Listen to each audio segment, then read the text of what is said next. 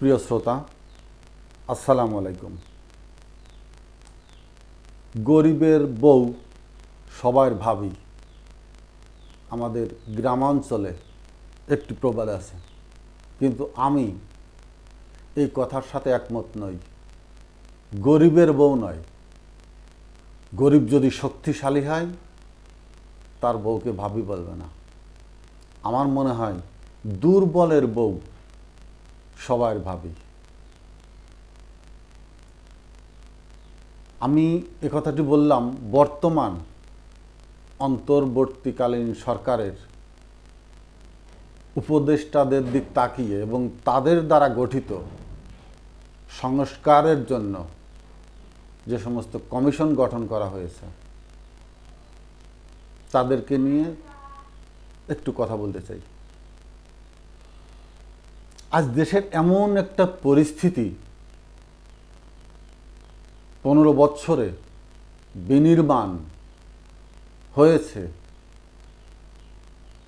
নিরপেক্ষ, সৎ, সাহসী, প্রজ্ঞাবান কোনো মানুষকে আর পাওয়া যাচ্ছে না। কম্বোডিয়াতে খামারুসরা বিদ্রোহ করেছিল সরকারের বিরুদ্ধে। সে দেশের শিক্ষিত লোককে মারতে মারতে এমন একটা পর্যায়ে চলে এসেছিল যে শেষের দিকে খামারুসরা একটি বইয়ের পাতা বা খবরের কাগজ কারোর হাতে দিত, যে বলতো এটা পড়েন। সে যদি শিক্ষিত হয় তাহলে সোজা করে ধরতো এবং সাথে সাথে তাকে গুলি করা হতো, অর্থাৎ খামারুসরা জেনে ফেলতো যে লোকটা শিক্ষিত, তাকে মেরে ফেলো, শিক্ষিত লোক রাখা হবে না। এদেশে এমন একটা পর্যায় ছিল। 14ই ডিসেম্বর রয়ের সহায়তায় মুজিব বাহিনীরা এদেশকে বুদ্ধিজীবীদেরকে বেছে বেছে হত্যা করেছিল, যাতে এদেশে বুদ্ধিজীবী জ্ঞানবান লোক না থাকে, মূর্খের দেশে পরিণত হয় এবং শেখ মুজিব সেই মূর্খের দেশকে পরিচালনা করতে কোনো প্রশ্নের মুখে না পড়তে হয়। দেশ কি সেই পর্যায়ে? একজন শিক্ষিত, জ্ঞানী, বুদ্ধিমান, সৎ, সাহসী এবং নিরপেক্ষ সৎ মানুষকে পাওয়া যাচ্ছে না, যাদের দ্বারা অন্তর্বর্তীকালীন সরকার হোক বা তাদের দ্বারা গঠিত কোনো কমিশন গঠন করা হোক। একটি নিরপেক্ষ লোক বড় অভাব। আবার টেনে আনতে হচ্ছে সেই আলী ইমাম মজুমদার, বর্তমান পররাষ্ট্র বিষয়ক উপদেষ্টা, নাম বলছি না, এবং তারা যাদেরকে গঠন করছে, কোনো না কোনোভাবে আওয়ামী লীগ তাদেরকে ব্যবহার করেছে, তারা ব্যবহৃত হয়েছে। তাদের চিত্তে, চেতনায়, বোধে আওয়ামী লীগকে লালন করা, আওয়ামী লীগকে ধারণ করা, সেই সব মানুষগুলোই যেন এখনও তৎপর, এবং তারাই অন্তর্বর্তীকালীন সরকারের কাছে গ্রহণযোগ্য হয়ে উঠছে। এর পিছনে কারা কাজ করছে?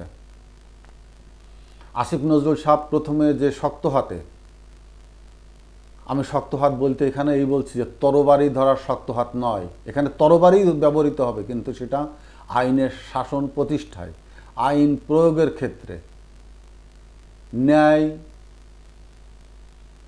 বিচারের পক্ষে, কোনো মানুষের গর্দানের দিকে নয়। তবে যারা দুর্নীতি, সন্ত্রাস, দেশকে যারা মাফিয়া চক্রের দিকে এগিয়ে নিয়ে গেছে, মাফিয়াকে প্রশ্রয় দিয়েছে, মাফিয়ার সাথে জড়িত, তাদের দিকে আইনের খড়গ অবশ্যই উত্তোলিত হবে।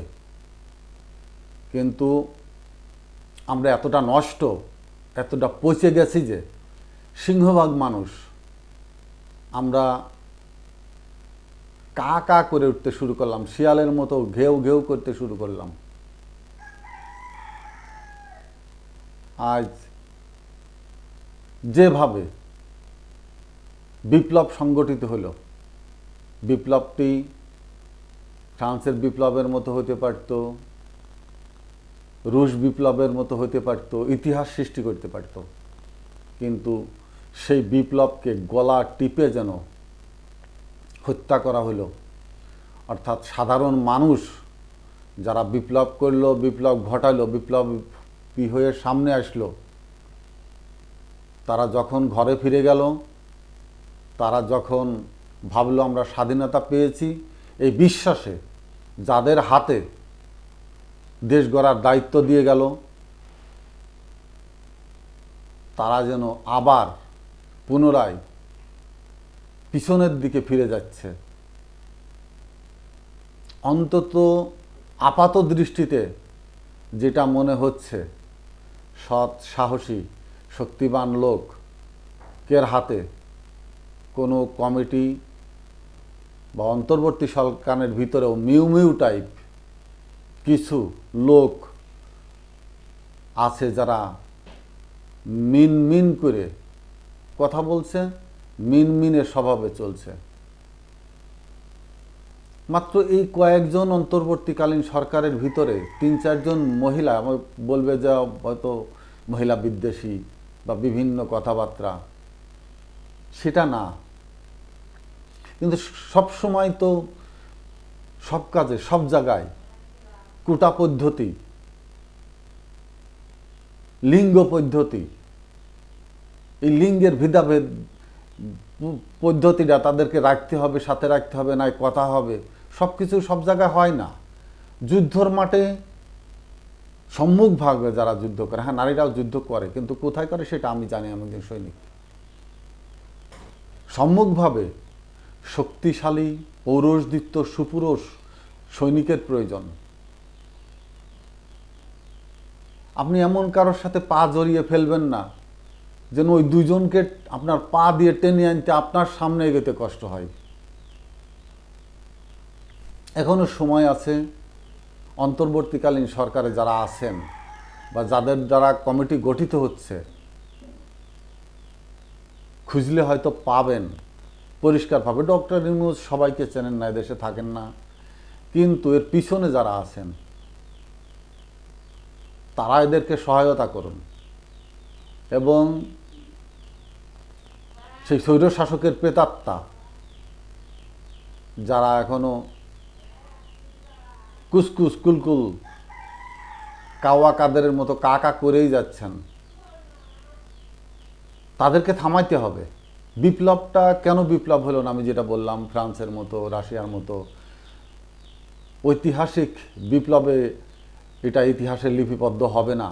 অর্থাৎ বিপ্লবের পর একজন স্বৈরশাসক পালিয়ে গেছে, কিঞ্চিত খুব ক্ষুদ্র একটি অংশ, একেবারে ক্ষুদ্র একটি অংশ, 1000 ভাগের 1 ভাগ ধৃত হয়েছেন, বাকিরা এদেশে দিব্যি ঘুরে বেড়াচ্ছেন।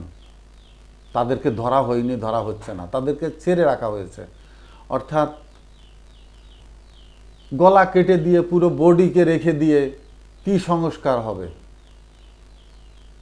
যে উদ্দেশ্য নিয়ে বিপ্লব ঘটানো হলো, সরকারকে উৎখাত করা হলো, তার থেকে আমার দৃষ্টিতে বিন্দু মাত্র আমরা সরে আসতে পারিনি। সেনাবাহিনী কেন মাঠে আসছে আমার এখনো বোধগম্য নয়।